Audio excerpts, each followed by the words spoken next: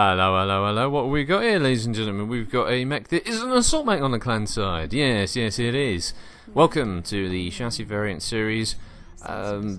Fixer up a bit where I go back to the Linebacker Prime, which I had completely forgotten that I'd done a different Linebacker for the original gameplay video and missed the Prime. So here it is in the chassis series, and it's one of my favourite clan mechs.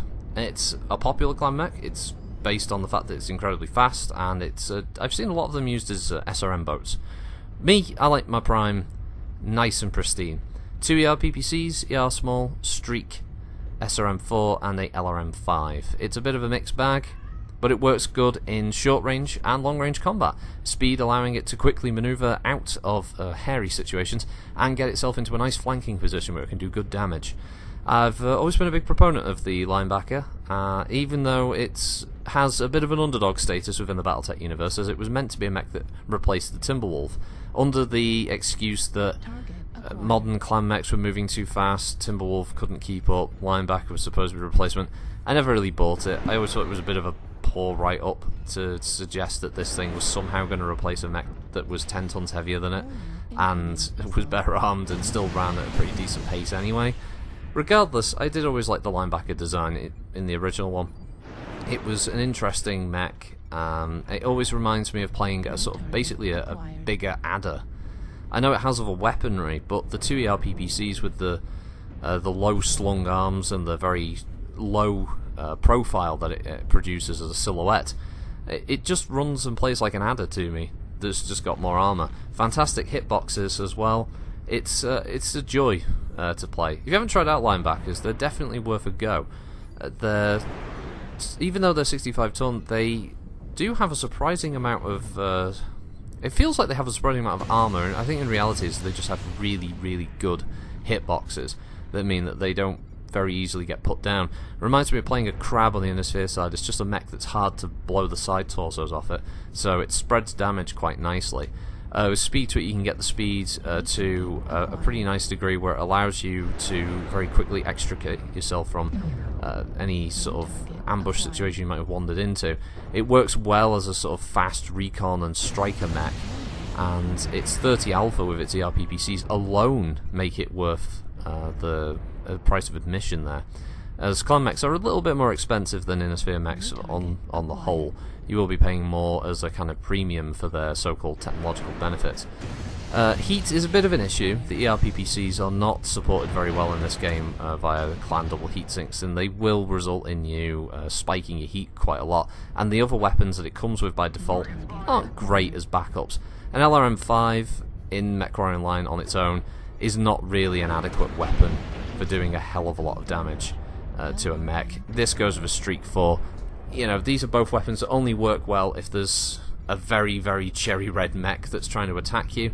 Outside of that, it's something you add in to attack another another enemy mech that a friendly's engaging at the time.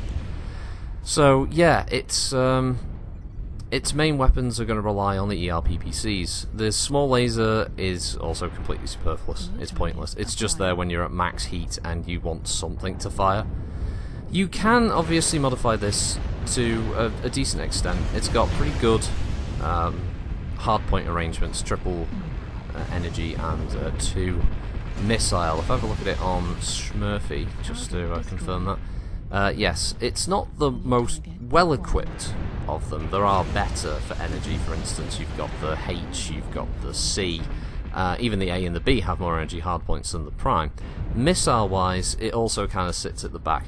So it's not the most desirable missile-capable Linebacker in the game, but if you mess around with the hardpoints, and this is one of the reasons it works so well for some people, if you take the missile arms off the Delta and stick them on that, you can have 6 missiles. And a lot of people like to run Linebackers as SRM splat boats, basically. The speed combined with the good hitboxes and a generous amount of weight left for ammunition once you remove the other weapons means that you can pack it with a bunch of SRM4s or 6s and just run around and run it as a kind of up-armoured version of an Arctic Wolf. So yeah, the Linebacker is definitely worth it for that. Personally, I've always liked it for its underdog status and I always like any mech that carries ERPPCs. LB2s, AC2s, and ERPPCs, or standard PPCs, are always mechs that I've tended to go for. It's one of the reasons why I like the Awesome, the Thug, the Panther. I like the Vulcan because of its the fact that it uses an AC2, for instance. So yeah, I would recommend it if you haven't bought it. I've said this with the others. Linebackers are really good clan heavies and well worth picking up. And I believe that is the end of this round virtually. I don't think there's much left to do. There's a single enemy mech remaining, which I believe is an Arctic Wolf here on Ruby Light.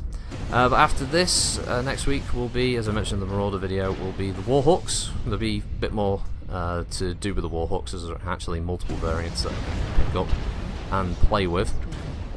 And yeah, we're getting close to the end of the Chassis series, and after that I can do other videos of different games on Mondays, but I'm still coming back every now and then to do mechs that you can build in MechWarrior Online that aren't in MechWarrior Online, variant-wise.